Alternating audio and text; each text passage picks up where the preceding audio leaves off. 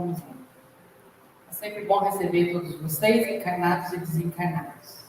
Lembrando que a gente grava as palestras e coloca no nosso canal no YouTube. Então, se vocês quiserem repassar o que foi ouvido aqui, eu vou estar postando para que possam acessar e encaminhar para as pessoas que vocês acharem que de alguma forma estaria ajudando-as, tá bom? Vamos fazer então a nossa oração de abertura, lembrando sempre de que nós precisamos estar presentes. Então, tudo aquilo que não precisa estar conosco agora, que possa ser deixado lá fora. Os nossos pensamentos se encontrem de fato aqui, neste momento presente.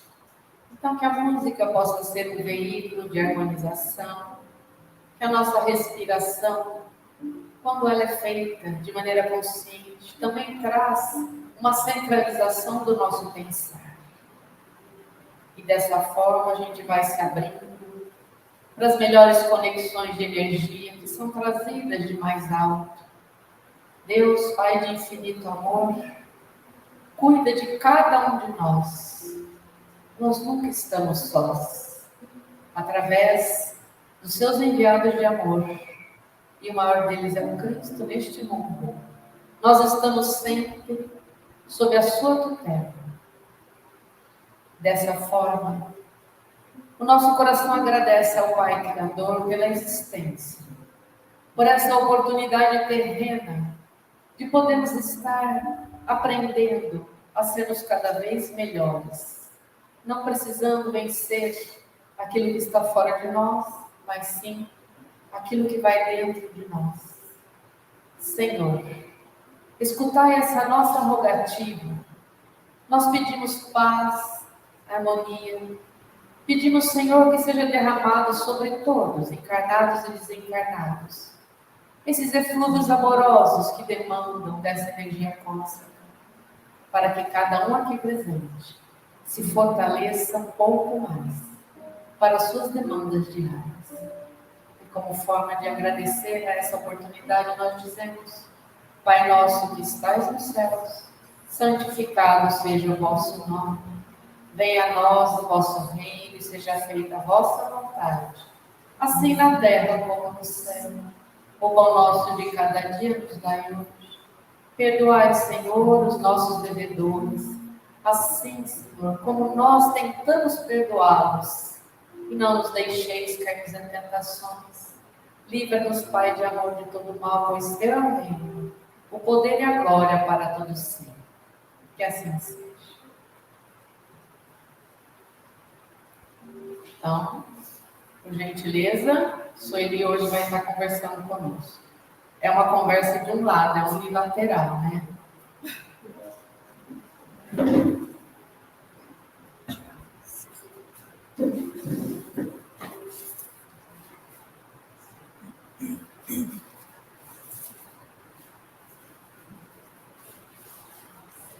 Boa noite, meus amigos, minhas amigas.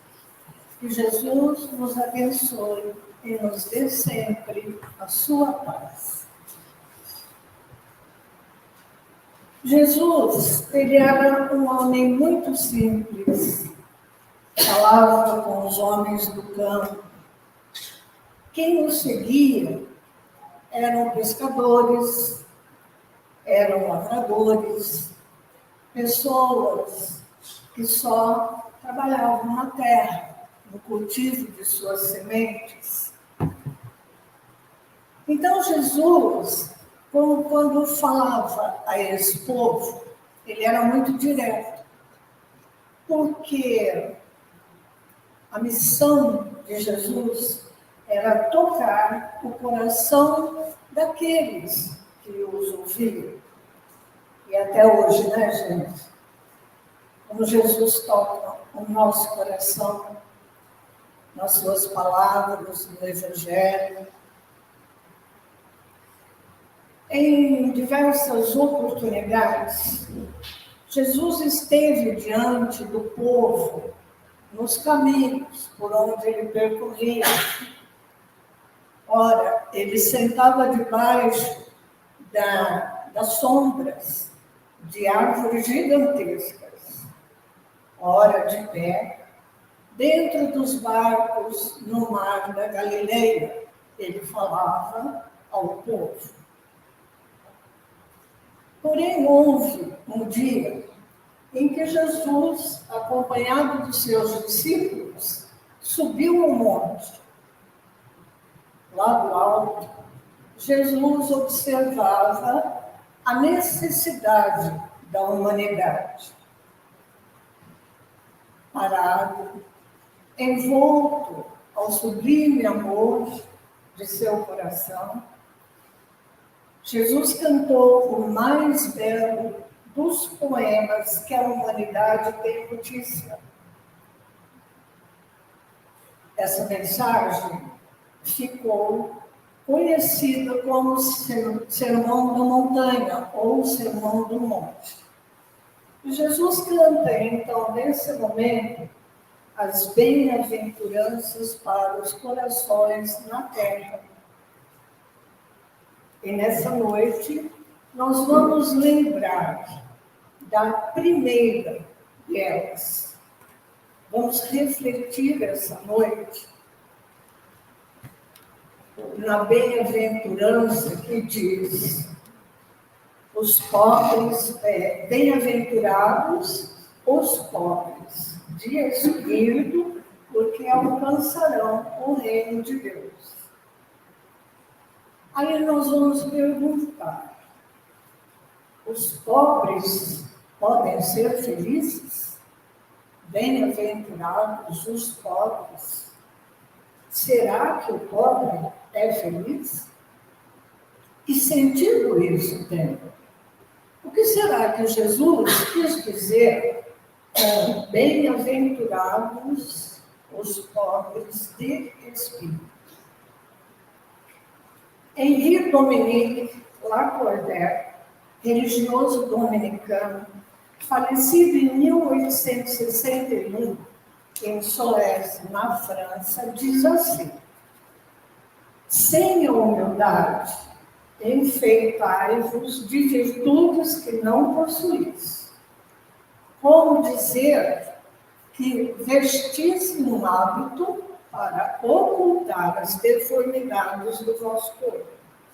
Bem, então, Lacordaire falando dessa maneira, nós vamos entender que pobres de espírito significa ser humilde de espírito. Não é verdade? Mas não é bem assim, não. Também a humildade representa ser pobre de espírito. Porém, Jesus quer dizer um pouquinho mais, quando ele fala que pobres de espírito são aqueles que são desapegados dos seus bens materiais, desapegados da sua existência corpórea.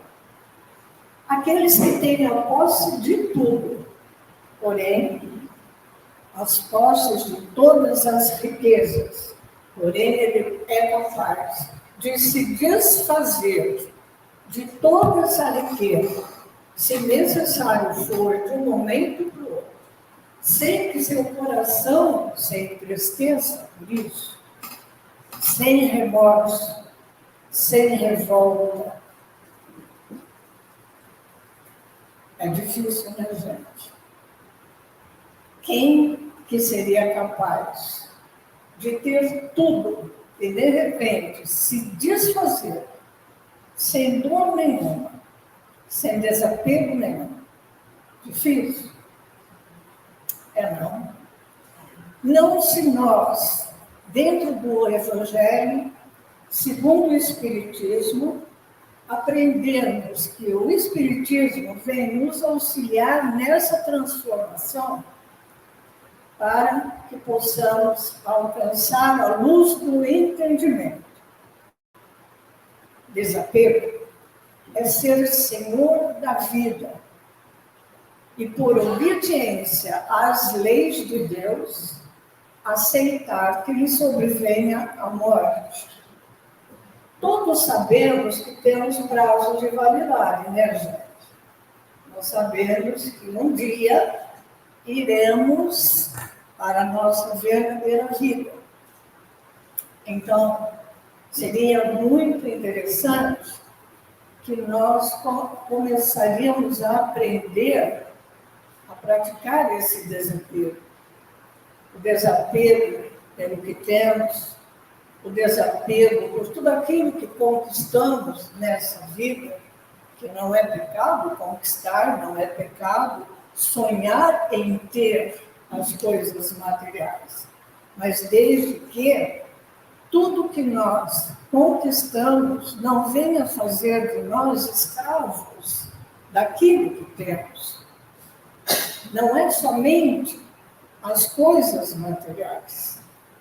E a nossa família, o desapego pelos nossos filhos, que sabemos que não são propriedade nossa. Desapego pela nossa esposa, pelo nosso marido, pela família. Isso é muito importante que, segundo as leis divinas, nós, então, comecemos a praticar esse desapego com muita humildade. Desapego é ser senhor de tudo e colocar-se na posição de servo de todos. Como disse Jesus, o maior seja o servo de todos. Jesus disse isso certa vez, quando ele estava num determinado lugar e, de repente, ele começou a ouvir a conversa dos seus discípulos que estavam reunidos perto dele. Aonde um dizia ao outro: quem será que vai ser o melhor entre nós? O outro dizia: quem será que vai ser aquele que será comparado mais a Jesus do que os outros? Nossa, Jesus ficou indignado quando ouviu essa conversa. Então ele parou o que ele estava fazendo e chegou até a rodinha ali da conversa entre os discípulos, chamou Simão e pediu a Simão que fosse então buscar um tonel de água e que trouxesse panos. Assim fez Simão, obedecendo ao mestre, trouxe aquilo que o mestre havia lhe pedido. Chegando Simão, Jesus pediu a todos os discípulos que se sentassem e que tirassem as suas sandálias. Nesse momento, Jesus então começa a lavar os pés de um a um dos seus discípulos.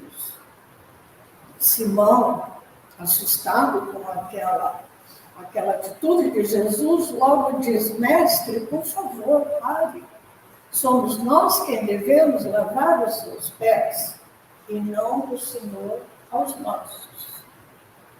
E Jesus, então, diz a todos: aquele que quiser ser o maior, seja o servo de todos.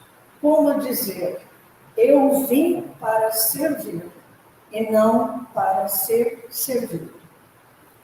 Jesus, como Filho de Deus, jamais ele se colocou na posição de igualdade ao Pai para assim, podendo tirar vantagens de alguma coisa. Antes, Cristo esvaziou-se de si mesmo, assumindo a forma de servo, tornando-se semelhante aos homens. Embora Jesus tenha dito que é muito difícil um homem rico entrar no reino de Deus, se faz necessário considerar que ser rico não é nenhum pecado e ser pobre não é nenhuma virtude. Nós imaginamos, às vezes, que o pobre é uma pessoa muito humilde, não é verdade?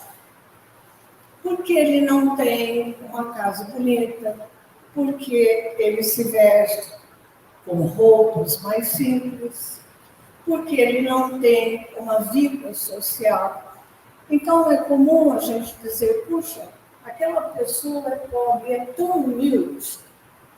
Mas a verdade, dentro daquele pobre, pode existir muita ambição e não a humildade, como Jesus nos ensina. Pode um milionário ser possuidor de grandes riquezas e estar totalmente, internamente liberto delas.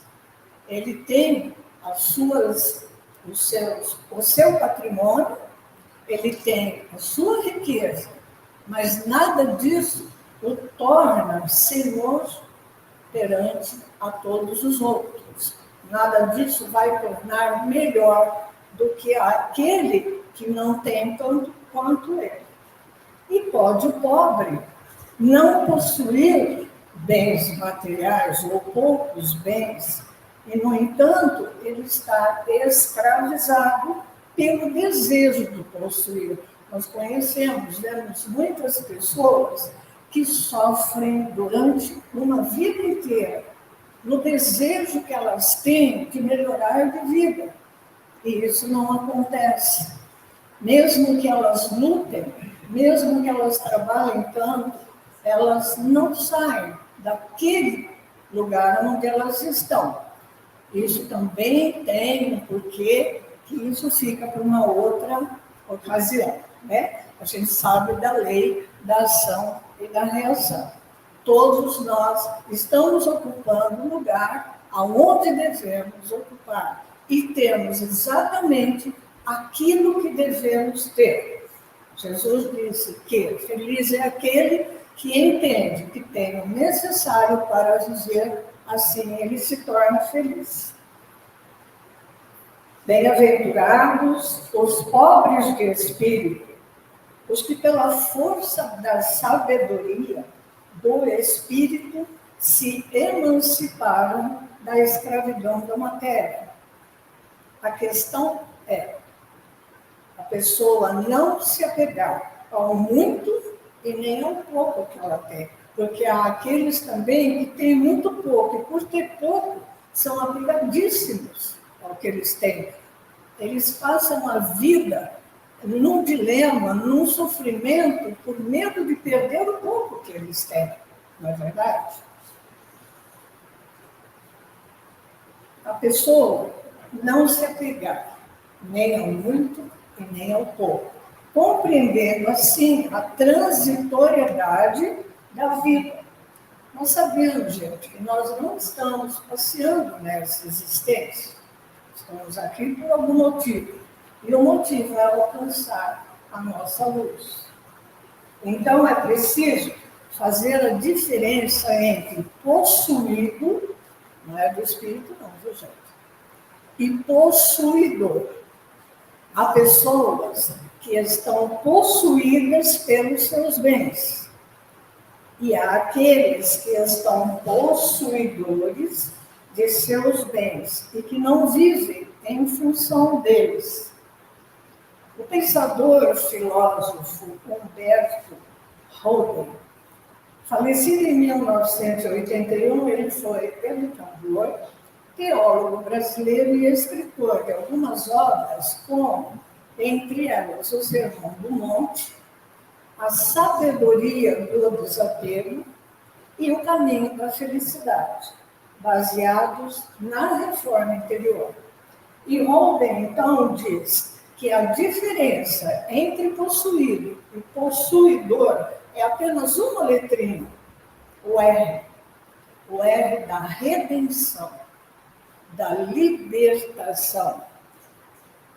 Quando eu deixo de estar possuído pelos meus valores, pelas minhas conquistas, pelos meus bens materiais, e passo a ser possuidor dessas riquezas, eu consigo, então, a minha redenção.